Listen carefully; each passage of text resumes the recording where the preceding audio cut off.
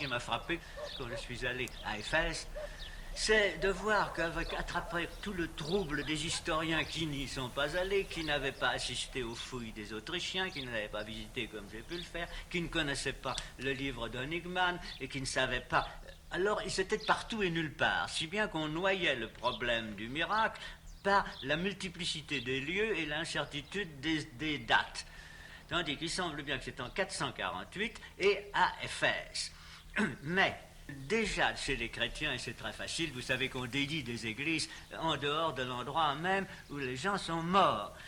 Mais chez les musulmans, où Dieu est transcendant et inaccessible, ils font exception pour les 7 dormants, car c'est un fait direct de Dieu que la résurrection.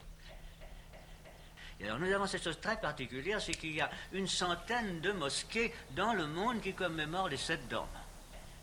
C'est cela qui m'a beaucoup frappé et qui m'a amené à la suite d'une remarque de mon maître Ignace Goldzir, qui me faisait remarquer que tous les vendredis dans la prière publique de l'islam, on commémore la sourate 18 du Coran qui donne le récit de la résurrection des 7 dormants. C'est une forme évidemment déjà très imagée, très lointaine, mais ça date d'environ 150 ans après l'événement. Nous avons d'autre part, elle fait allusion à l'église qui avait été bâtie. Or, l'église, nous savons par l'expédition autrichienne qu'elle ne peut pas remonter au-delà de 460-470. Alors, c'est donc, elle est presque contemporaine de la résurrection qui serait placée en 448 par Honickman.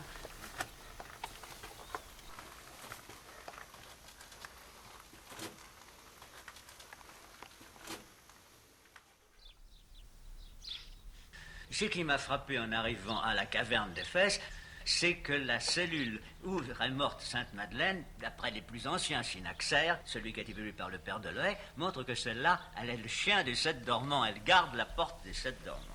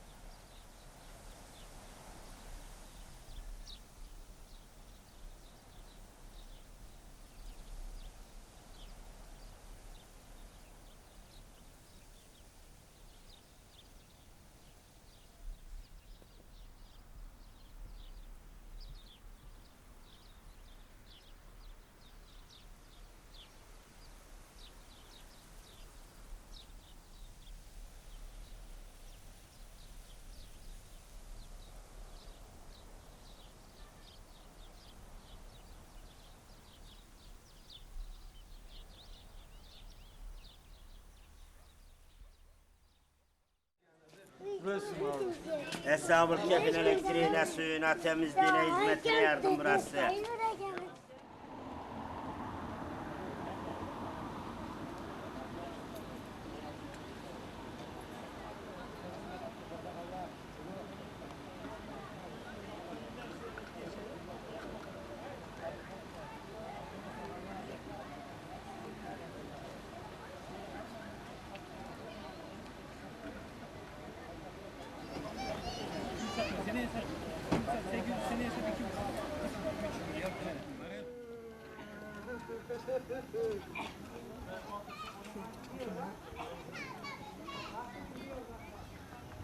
Onu aşağı indirmek için elinde şey mi var?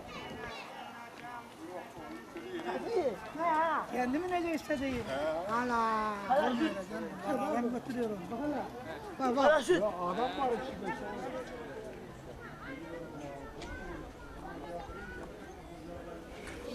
Abi ne tatlısın diyor ya.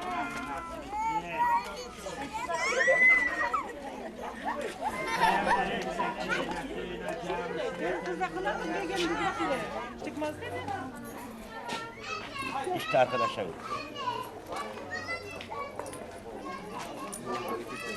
Eshab-ı Kehf hadisesi kitabımız Kur'an-ı Kerim'de geçiyor. Kehf suresinde geçiyor.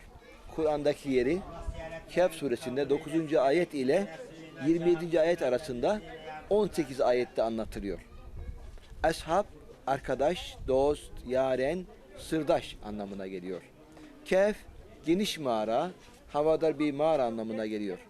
Eshab-ı Kehf'in genel anlamı mağara arkadaşları, mağara dostları, mağara yarenleri anlamına geliyor. Bunların özel isimleri Tefsiri Gazi Beyzavi'de geçiyor. Yemliha, Mislina, Mekselina, Mernuş, Debenuş, Şacenuş.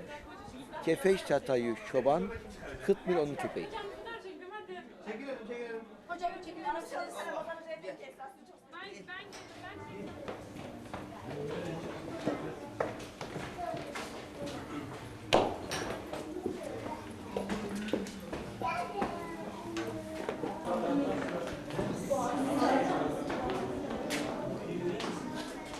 Peygamber Efendimiz Muhammed Mustafa sallallahu aleyhi ve sellem daha doğmadan 248 yıl önce yaşayan insanlar, Ashab-ı Kehf'ler.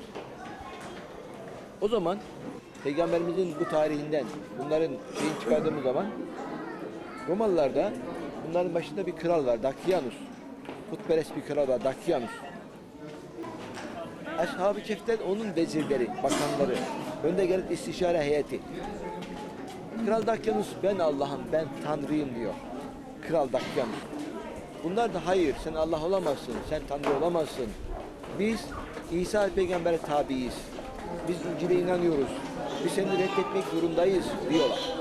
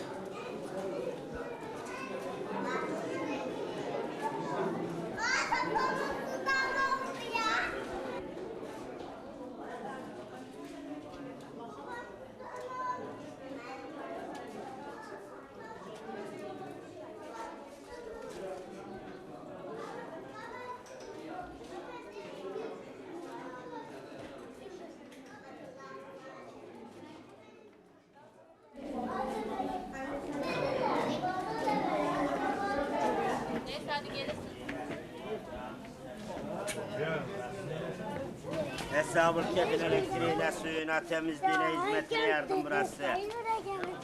Allah ziyaretlerinizi kabul eylesin.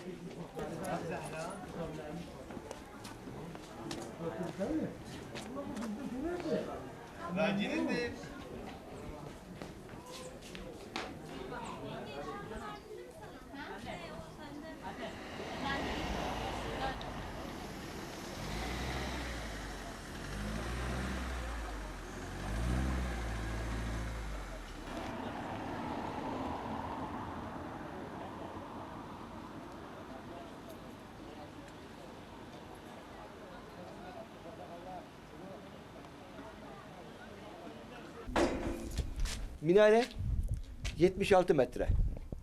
3 tane yolu var içerisinde. 1 99 basamak, 2 152 basamak, 3. şerefiye çıkıyor 212 basamak. Bu Edirne Selimiye Camisi'nin kopya edilmiştir. O 83 metredir, bu 76 metre.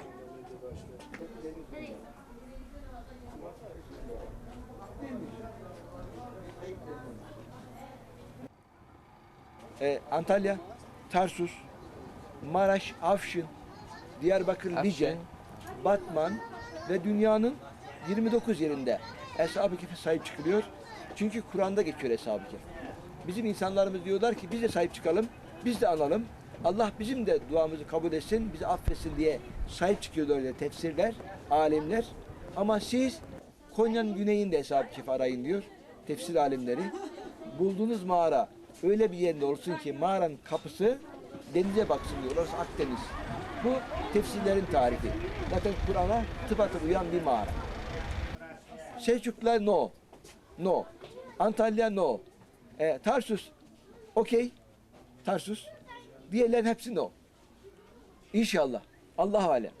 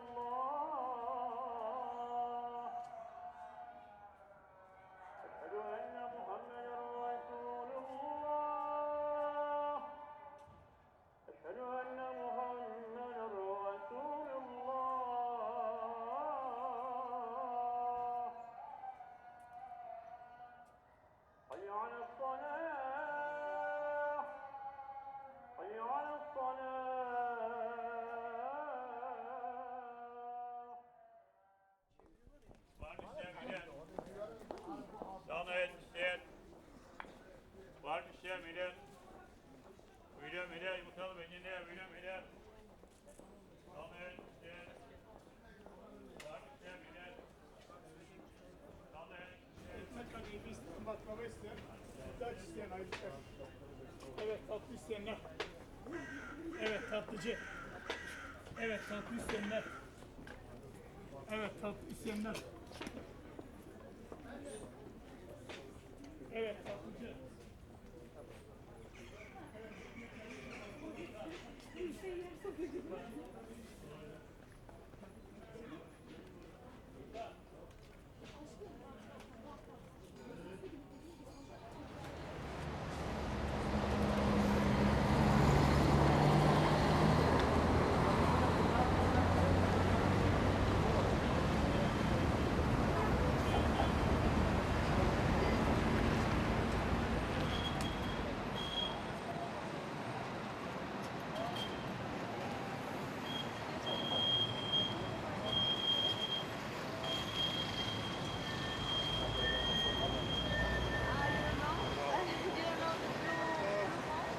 Yeah, the blue mosque is over there. Then you have to go over the bridge there, and that is the blue mosque. Ah, over there. Yes, that side.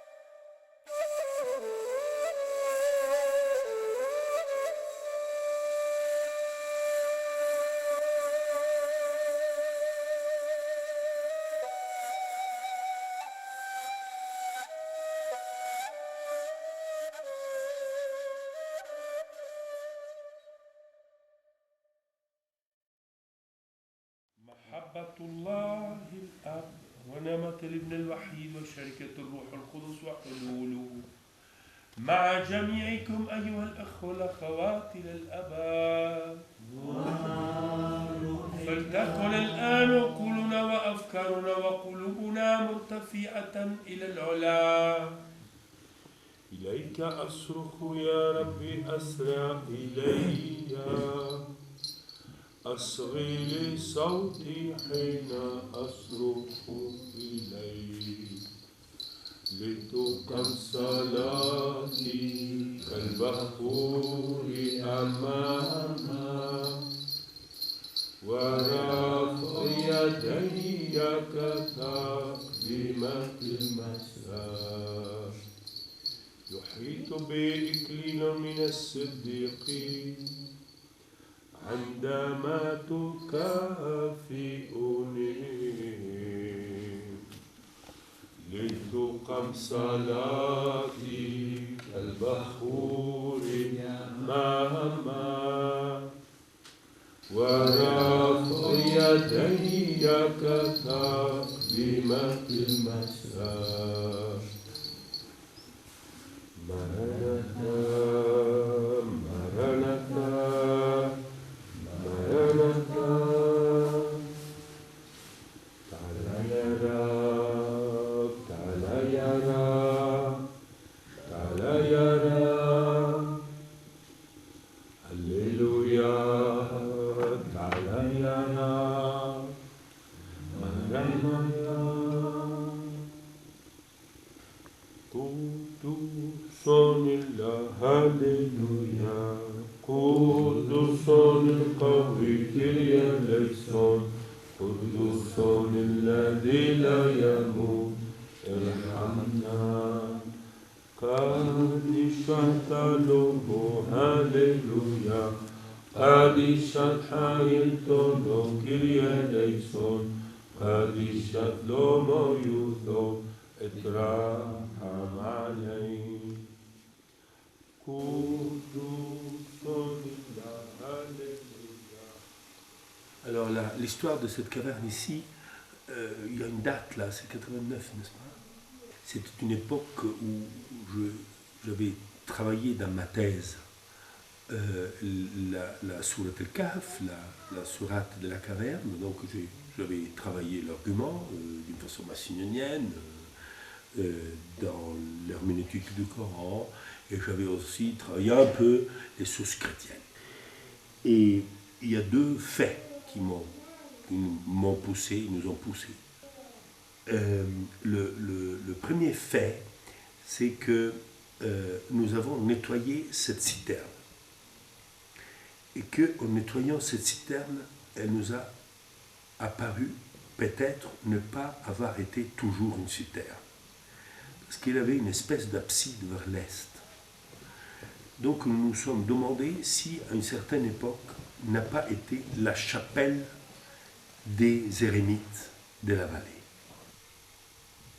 En même temps, il y avait mon amie Latuada, Anna Latuada, qui était une connaisseur d'arabe et d'islam et qui travaillait à l'ambassade italienne. Et elle était malade de leucémie. Et elle avait un grand ami italien qui est un peintre important, qui s'appelle Duccio Guidotti. Et Duccio Guidotti l'accompagnait, il avait été déjà veuf une fois, et accompagnait cette nouvelle amour vers la mort. Et il se trouvait à Damas avec elle, et nous sommes devenus des amis. Et on a réfléchi ensemble sur la mort. Et Duccio a approfondi avec moi, à la suite de la mort de Anna, cette idée de cette dormant. Il a lu ma thèse, il s'est intéressé à la chose. Et après, il est venu ici, il est resté longtemps. Il a peint dans la grotte. Et ça a relation à la pierre, le matériel de la grotte elle-même. Mais nous nous sommes détachés de la grotte comme si on avait amené ça d'ailleurs, pour ne pas prétendre que la grotte soit le vrai lieu. Mais c'est un rappel symbolique par rapport à quelque chose qui nous viendrait d'ailleurs, mais qui en effet a été créé là-dedans.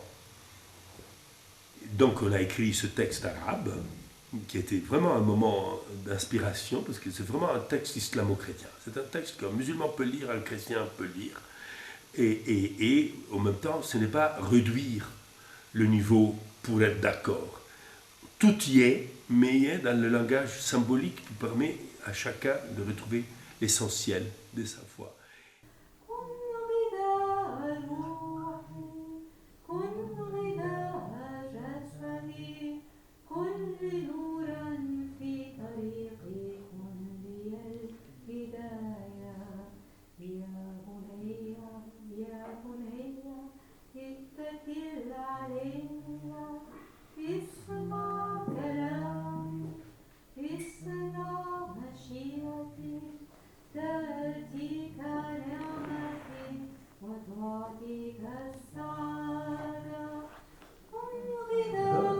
روحي كن غذاء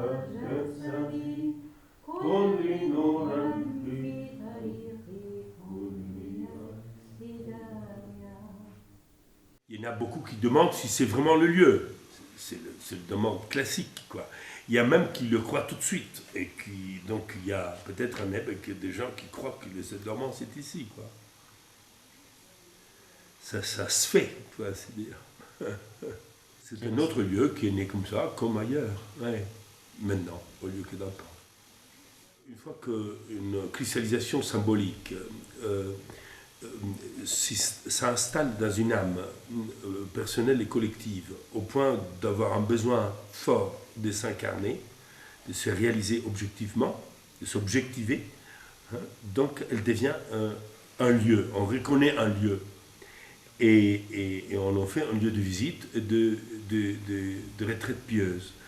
Et de là, tout de suite, le peuple le reconnaît comme un objet authentique, spirituellement. Et donc, par là, il remonte à l'expérience spirituelle et il a accès au mystère.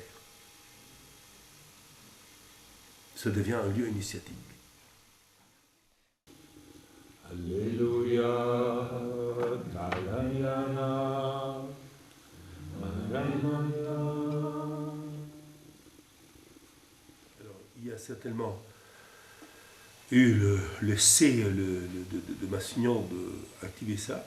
Il y a eu un saut d'impact à cause de lui, de cette symbolique, qui est fertile, à mon avis. En même temps, qui sont-ils les sept dormants aujourd'hui? Je crois que c'est là la question. Où sont-ils? Qui sont-ils? Alors, comment je dis aux moines, soyez endormis comme les sept dormants et actifs comme eux. Là, il y a quelque chose qui est important. Mais je crois qu'on n'a pas encore bien élaboré ça. La symbolique politique de cette dormant n'est pas au point. Ascétique et politique. Politique et ascétique, c'est-à-dire qu'est-ce qu'il dit, le dormant, aux chrétiens et aux musulmans engagés dans la vie spirituelle. Et qu'est-ce qu'ils disent les sept dormants à la communauté des croyants. Hein? Ça, je trouve que c'est la question peut-être aujourd'hui. Hein? Que de savoir combien ils ont dormi, écoute, c'est intéressant. Seulement, la question de savoir si c'est pertinent à notre vie, c'est de savoir comment être endormi nous-mêmes, pour pouvoir vivre endormi. Hein, en ayant notre, bercé par la grâce divine, mis en paix au milieu des guerres et du manque de paix, complètement abandonné. D'ailleurs, Massignon met la barque je dis dans ma chambre, la barque est dans la grotte de sept dormants, et il écrit en français l'abandon à volonté. Hein? Que c'est sa façon de traduire la foi musulmane, l'abandon.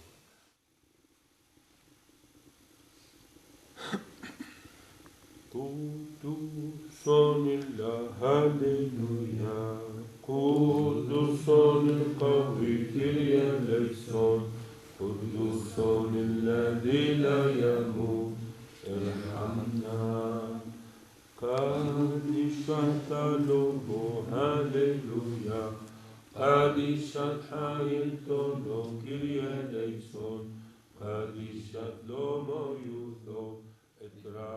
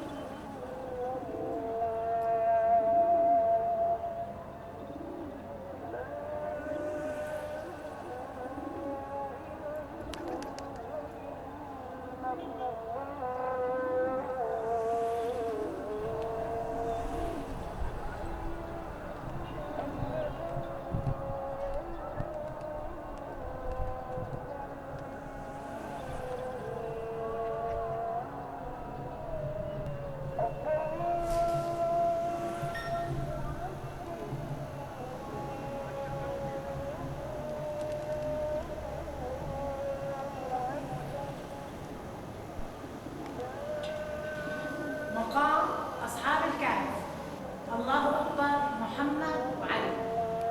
هذا جامع الكهف.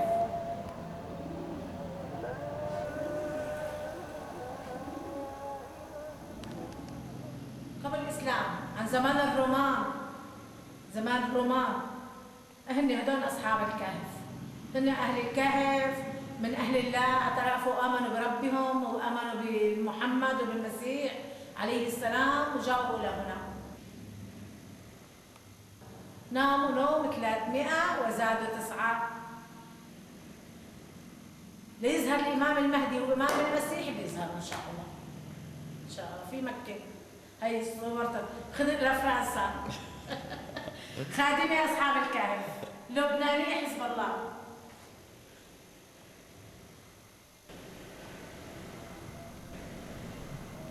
سبعة وكلبهم 8. وهني زوجة موكسيميليان. إن اسمائهم يمليخة، مسلينا، موكسيميليان، دبرنوش، زادنوش، قفر طيوش، والكلب قطمير. هذا شيان، يعني انتم بتقولوا شيان، نحن بنقول كلب قطمير.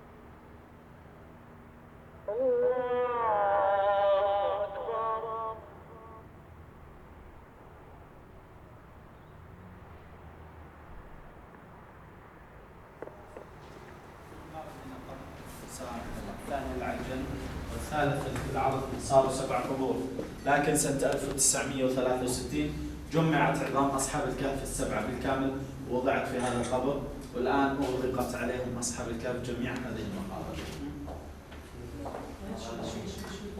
هذه النجمة اللي هون نجمة ثمانية للرومان وليست سداسية. أما أصحاب الكهف فهم ناموا في هذا المكان، ناموا 309 سنين. وكان المولى عز وجل يدخل الشمس على أصحاب الكهف من مكانين، مكان وقت الغروب من الباب وما زالت لغاية الآن، ومكان آخر وقت الشروق من طاقة في داخل الكهف.